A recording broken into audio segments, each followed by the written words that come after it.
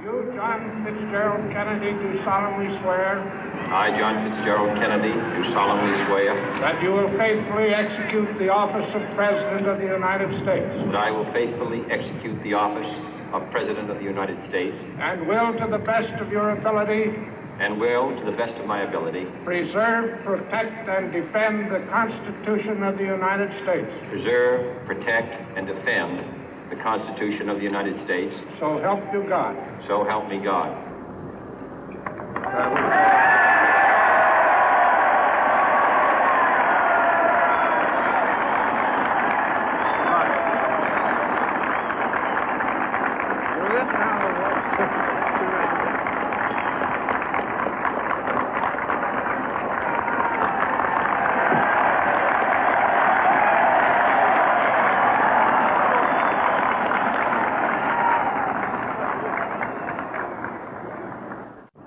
Vice President Johnson, Mr. Speaker, Mr. Chief Justice, President Eisenhower, Vice President Nixon, President Truman, Reverend clergy, fellow citizens. We observe today not a victory of party, but a celebration of freedom, symbolizing an end as well as a beginning, signifying renewal as well as change. For I have sworn before you and Almighty God the same solemn oath our forebears prescribed nearly a century and 3/4 ago. The world is very different now, for man holds in his mortal hands the power to abolish all forms of human poverty and all forms of human life. And yet the same revolutionary beliefs for which our forebears fought are still at issue around the globe. The belief that the rights of man come not from the generosity of the state, but from the hand of God. We dare not forget today that we are the heirs of that first revolution.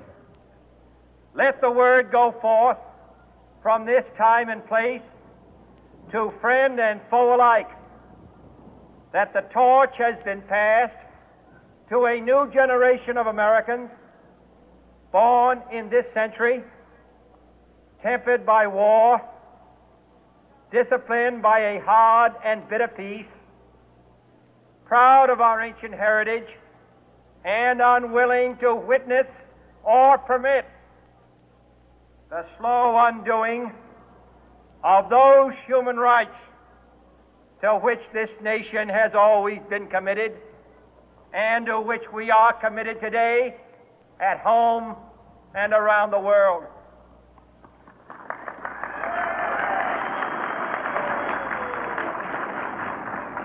Let every nation know, whether it wishes us well or ill, that we shall pay any price, bear any burden, meet any hardship, support any friend, oppose any foe to assure the survival and the success of liberty.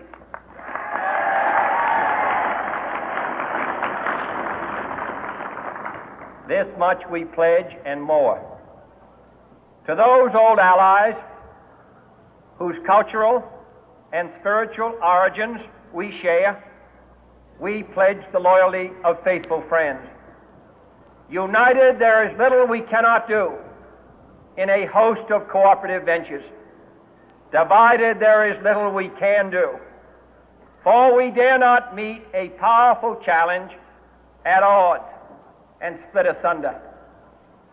To those new states whom we welcome to the ranks of the free, we pledge our word that one form of colonial control shall not have passed away, merely to be replaced by a far more iron tyranny.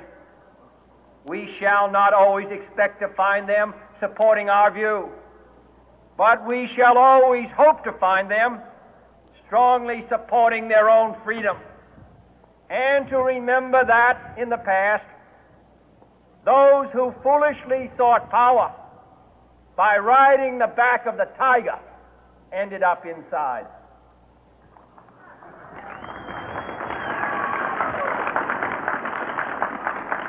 To those people in the huts and villages of half the globe struggling to break the bonds of mass misery, we pledge our best efforts to help them help themselves for whatever period is required, not because the communists may be doing it, not because we seek their votes, but because it is right.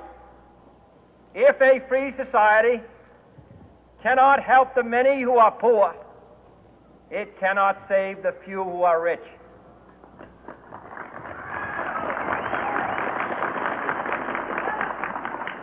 To our sister republics south of our border, we offer a special pledge to convert our good words into good deeds, in a new alliance for progress, to assist free men and free governments in casting off the chains of poverty.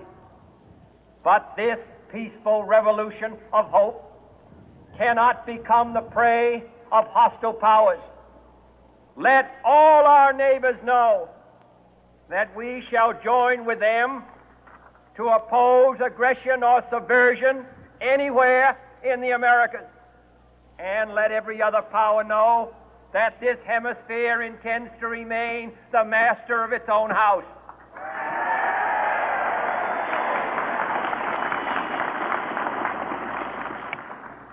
To that World Assembly of Sovereign States, the United Nations, our last best hope, in an age where the instruments of war have far outpaced the instruments of peace, we renew our pledge of support to prevent it from becoming merely a forum for invective, to strengthen its shield of the new and the weak, and to enlarge the area in which its writ may run. Finally, to those nations who would make themselves our adversary, we offer not a pledge, but a request that both sides begin anew the quest for peace. Before the dark powers of destruction, unleashed by science, engulf all humanity in planned or accidental self-destruction, we dare not tempt them with weakness, for only when our arms are sufficient beyond doubt can we be certain beyond doubt that they will never be employed.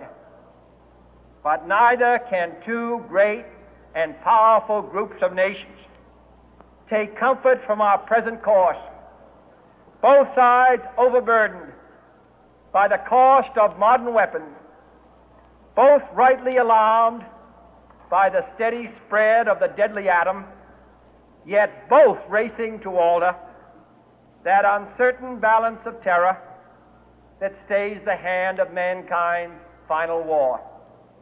So let us begin anew, remembering on both sides that civility is not a sign of weakness, and sincerity is always subject to proof. Let us never negotiate out of fear, but let us never fear to negotiate.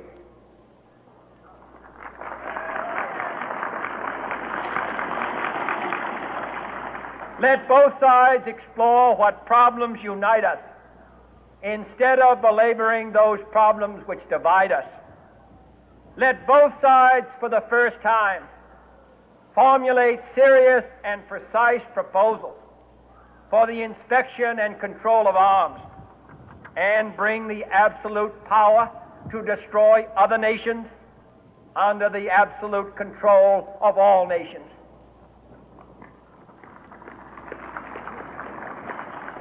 Let both sides seek to invoke the wonders of science instead of its terrors.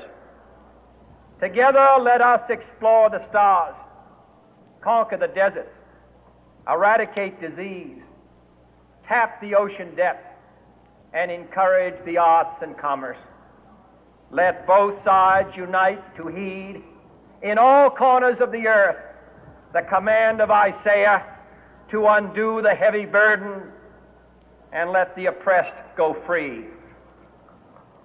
And if a beachhead of cooperation may push back the jungle of suspicion, let both sides join in creating a new endeavor, not a new balance of power, but a new world of law, where the strong are just and the weak secure and the peace preserved.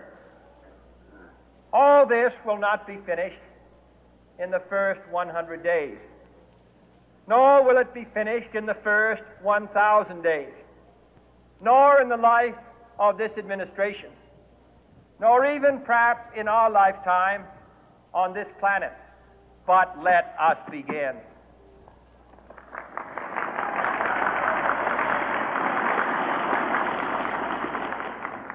In your hands, my fellow citizens, more than mine, will rest the final success or failure of our course. Since this country was founded, each generation of Americans has been summoned to give testimony to its national loyalty. The graves of young Americans who answered the call to service surround the globe.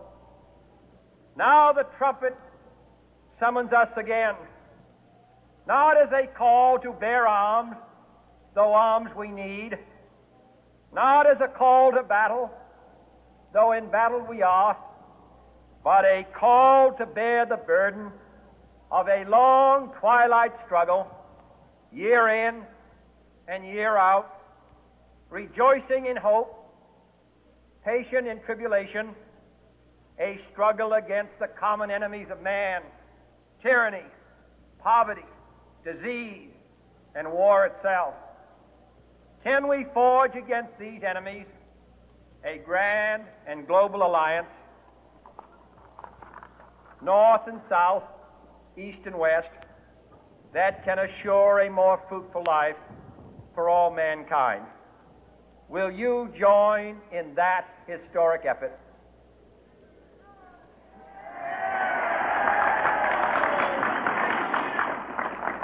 In the long history of the world, only a few generations have been granted the role of defending freedom in its hour of maximum danger. I do not shrink from this responsibility. I welcome it.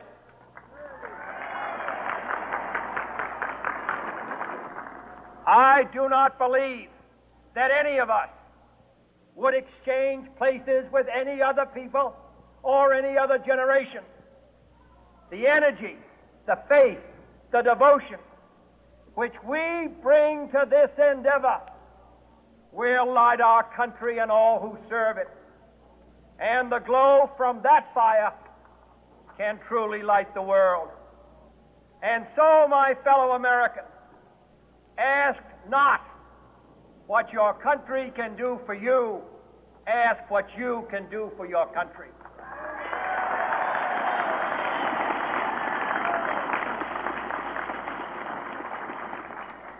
My fellow citizens of the world, ask not what America will do for you, but what together we can do for the freedom of man.